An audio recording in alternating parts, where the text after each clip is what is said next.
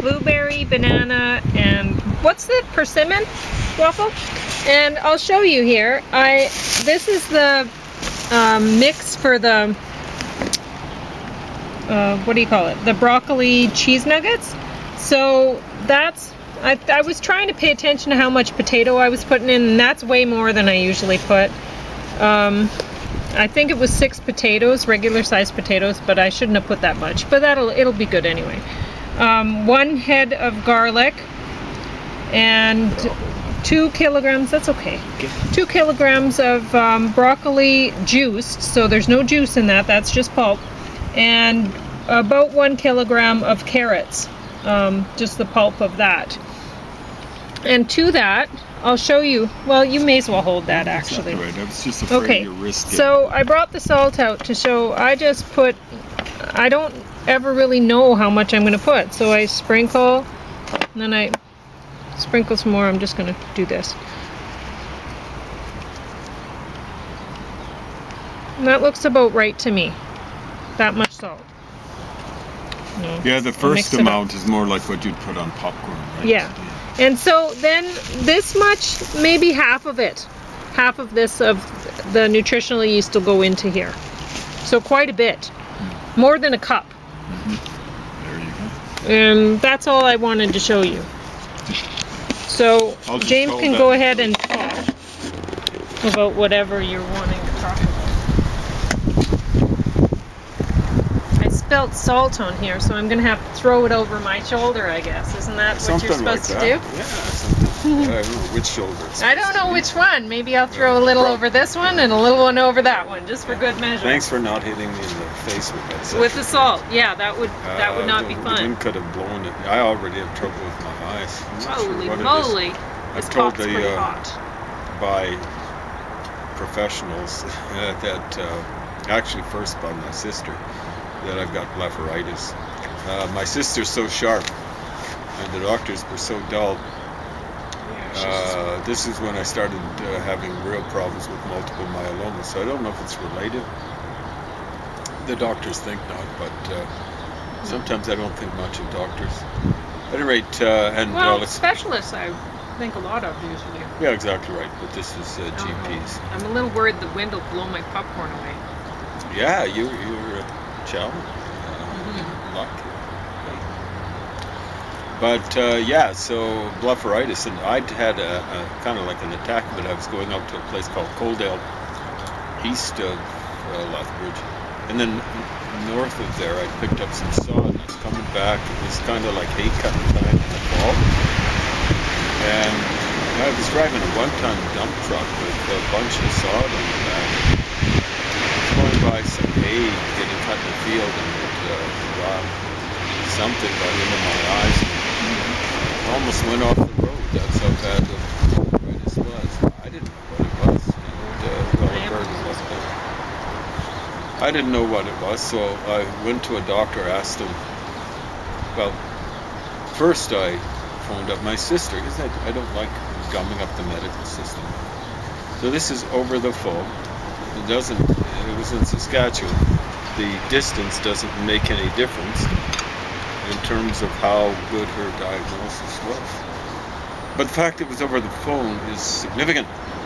So I could say she had it diagnosed in 5 minutes, really 5 seconds after I described the symptoms. She said, and she used the proper Greek medical term, blepharitis.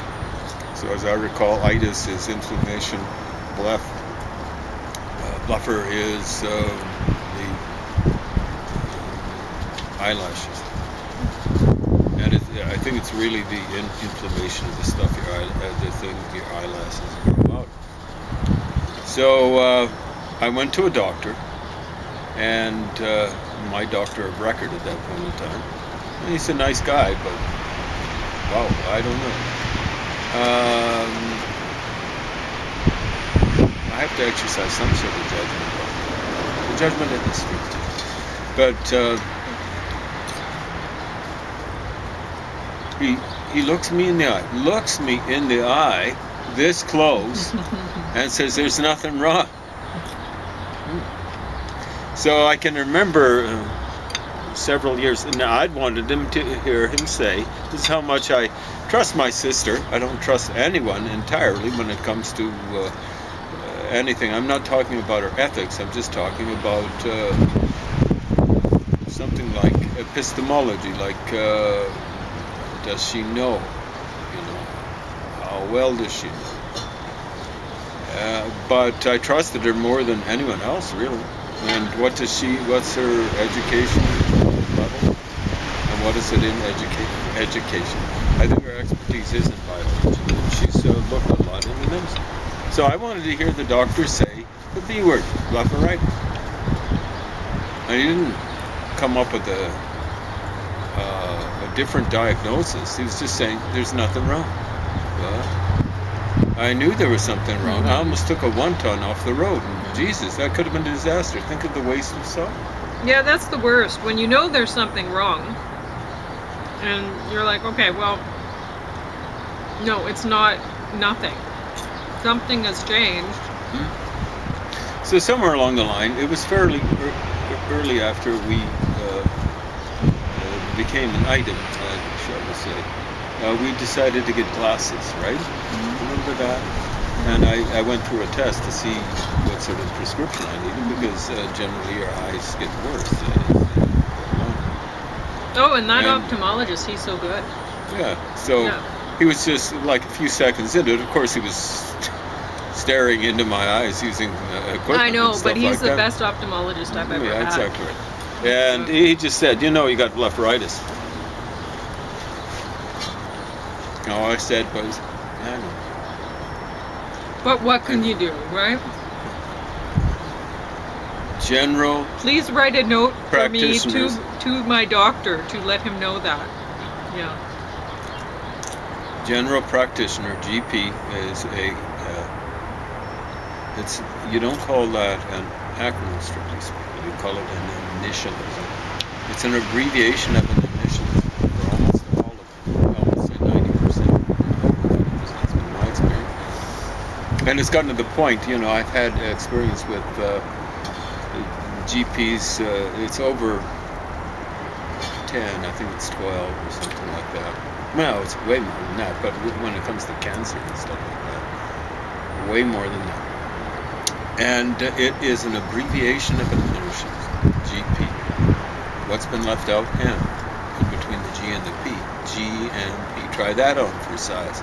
What does that stand for? General Mal Practitioner. Got that? Got that clear? Any of you GMPs out there watching? Look in a mirror. Try not to puke. Okay. Some of them are great if they're from South Africa. Yeah, exactly right. My present one is a good guy. We'll call him Jake. It's not his real name. And I'd classify him as a refugee from South Africa. And the guy who finally diagnosed me, of course, he had to give me the bad news that he figured I was terminal. Well, he didn't. He actually Not from blepharitis. Not from blepharitis, no. Not from myeloma. It's serious stuff. Yeah. No, he didn't give me the final verdict. He just referred me to an internist. Yeah. Delivered Who also did a good job. He did a good job. Yeah. He was the best. Yeah, he was.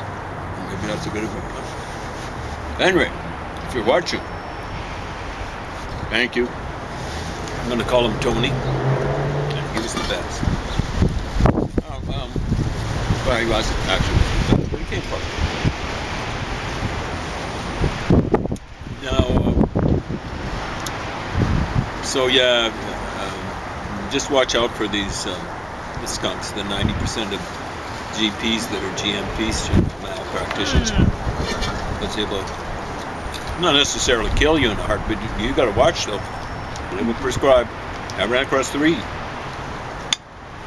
the course of trying to get diagnosed who were giving me stuff that would hasten my death. So how serious is multiple myeloma? There's a local politician, survived 15 years with multiple myeloma, And he died in the last couple of years. I wonder what happened. Immune system is tremendously stressed with multiple myeloma. That's bone marrow cancer. And guess where you basically develop your immune system? Bone marrow. And guess what they have to treat with various sorts of poisons and stuff like that. They want to keep you alive. Bone marrow. And guess what that does to your immune system? It lowers it. So this local politician, someone was telling me about a month ago or so ago, died. And he died of COVID-19. Duh. And maybe you've heard about Colin Powell. We don't get the news done the way it should be done by CBC Radio 1. We're not hooked into the internet, and we just save money. And we're not, we don't regularly. The last time I went to a computer lab at the university to check out the internet was well over a year ago. So I didn't catch his news, but Colin Powell died. A little bit older than me, not much. That's what do you have? Myeloma. Guess what he died of? Embarrassment? No. Yeah, he should have, because he was supporting the Republican Party. Ran for them, all this sort of stuff. But I said he wasn't as bad as the usual run of the Republicans. Basically corporatists. Now they're even worse because they're in the clutches of Donald Trump, you know. Hands on Donald Trump. I don't know where he's got, where his hands are roaming with those Republicans. At any rate, I don't think even Donald Trump knows. Roaming hither, thither, and yon. I thought the Republicans didn't like him. He got them into the presidency, right? I guess. So now they're afraid of him, really. He's a critter of the Republicans, and now, just like Hitler was a critter of the German army. The German army, the big boss men, where so many of them had VON in front of their name. They were aristocrats, or pretend aristocrats, were descended from aristocrats. Now, one of them actually belonged to the Nazi Party when it was just a bunch of local yokels. And when Hitler staged his little beer hall putsch in Munich, that was 1922, one of them was there. I think his full name is von Ludendorff. We tend to call him Ludendorff. So the other guy was, the two big guys heading up the German army in World War I was von Hindenburg. We tend to call him Hindenburg. But they both would have had at least, very least, pretensions towards being members of the aristocracy. But Ludendorff was there on the streets,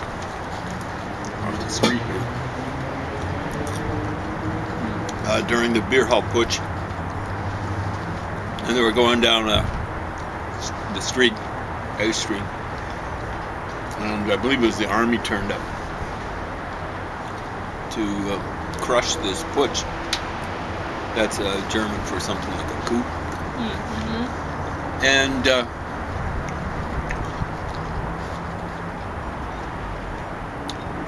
these guys, these were generally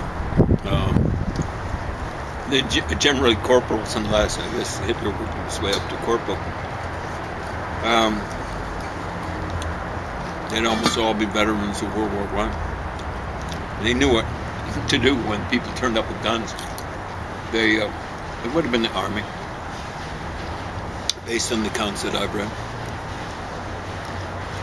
The Nazis scattered, took shelter behind vehicles, whatever. Ludendorff, he knew that they were He was and their commander during World War I. He stayed on his feet, just kept on marching. We knew they wouldn't shoot him, and they didn't. These were the guys that were called out to suppress this rebellion.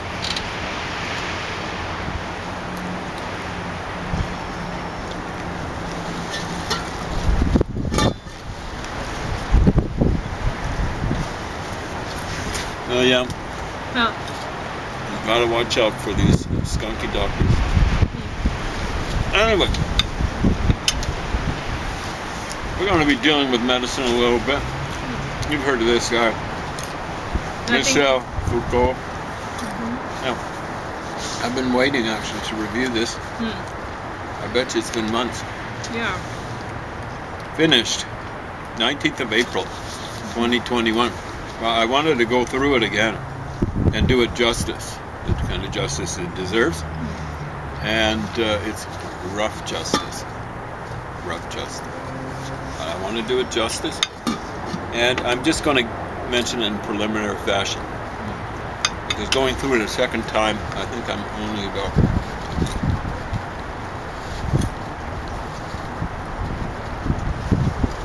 20 pages in out of maybe 250. 300 pages. And no, I'm actually more than that. It's like going through a lot of the bibliography and stuff like that. So it's more like 30 pages. So I'm about a tenth of the way through. And that's basically just a couple of pages. Okay, I'm going to give you a preliminary assessment based on what I'm reading. Thank you. Well, I don't like to do the Derrida thing. I was thinking about running out of garbage. Contained receptacle. Clean, of course.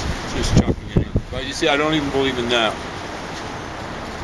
Because that's what these flunkies believe in. Censorship? Yeah. Even symbolic, like Derrida with his crossing things out. You can still see what he's crossed out. Stuff like that. As I mentioned before, I don't know if I've ever crossed out even a portion of a text. I might, if something looks to be an obvious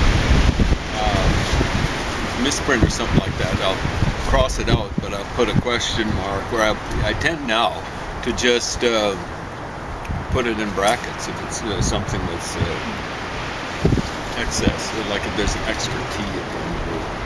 Foucault, if they put two T's at the end, what I do now is just I put the extra T in brackets. So this is the use of pleasure, the history of sexuality, volume 2.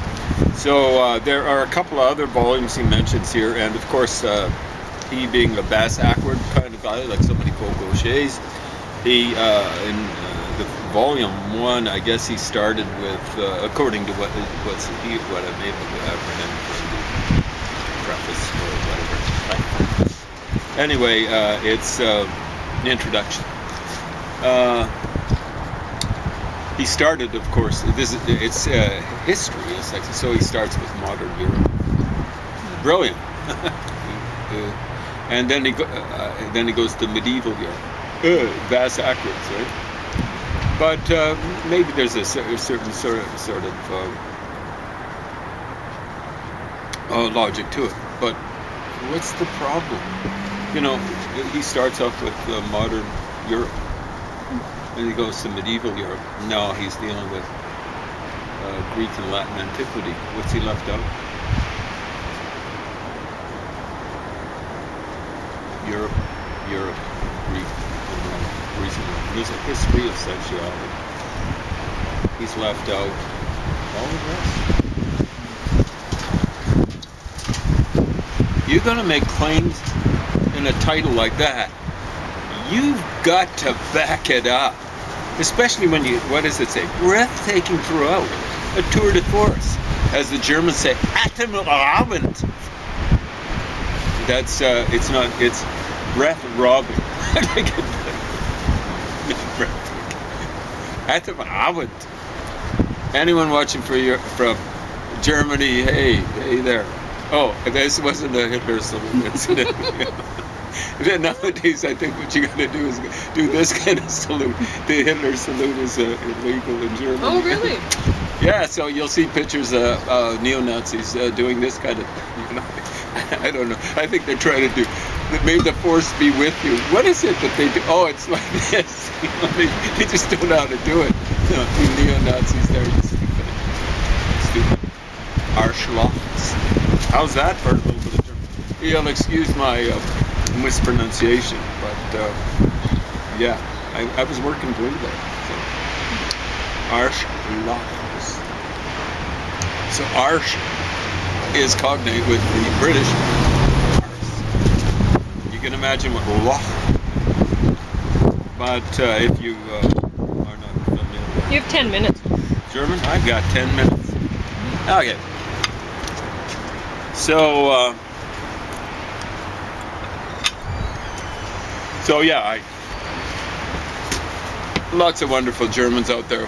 We've got our unfair share of neo-Nazis over here. Single Germans out, like bygones should be bygones and stuff like that. Except for Jewish people, I can't see them forgiving Germans anytime soon. I'm kind of embarrassed of my German ancestry. Yeah, a little bit.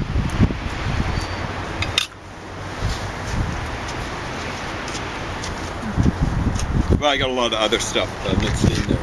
So, you neo-Nazis, there's no hope for me, because I'm part African American and part Indigenous American, part South Asian. Well, I suppose that makes me an Aryan, doesn't it? Anyway, yeah, there's lots of wonderful Germans out there nowadays. They weren't showing up in the 30s and 40s, unfortunately. They did go and do their duty fighting, most of them. Anyway, the history of sexuality. So, dude was claiming to do a history of sexuality. He should have had a history of European sexuality. And I don't know if he's actually done that much. I mean, he goes back. I'll have to check the other things. He talks about a couple of other books in the series. I think they would have been projected. I don't know if he ever got around to them. This thing was published when? 1981 or something? 84. So I think that's the year Idiot died. And that's Foucault. There's lots of idiots involved in this Foucault stuff. Oh, he didn't die of embarrassment. Should have. Anyway, well, absolute shame of embarrassment. But this guy was, what was it, the book that Nietzsche wrote? Beyond Good and Evil. This guy was beyond shame and embarrassment. This fellow. So, yeah, so he's... I want to see a history of sexuality. I want to see a prehistory too. This guy does have, some of his titles are an archaeology of this, that, and the other thing. I don't know if he ever used the genealogy. He does talk about doing a genealogy of things. So many of these faux gauchers, they're talking about doing an archaeology of something, or a history of something, or a genealogy of something. They know nothing about those three things. This guy does admit in his introduction he's not a Hellenist or a Latinist. Yeah, I know Spit said the other thing, but most guy not. And I'd like to think he knew a little bit of German and Latin. I mean, if you're French extraction, the vocabulary of Latin is pretty easy. Most of it's given to you. Now you have to make a few jumps and stuff like that, like écoute to hear is derived from the Latin auscultatio, auscultationis, auscultation. In English we still use it. That's what a doctor does when using a stethoscope. He listens to your heart, and sometimes they'll listen to the rumblings of your gut if they're worried about, or non-rumblings if they're worried about you being constipated. I mean, I was going through renal failure, kidney failure, and they do that every day when I was in hospital, and they generally wouldn't hear any rumblings of the gut, so I was pretty badly constipated back then. So yeah, so we'll just touch on what he's asking, because I'm just going through the introduction again, and he's saying he's going to try to find out why there are these limits put on sexuality by society. That's interested. European society. He's kind of interested in Jewish stuff, but he's claiming he finds continuities between the medieval Europeans who had problems with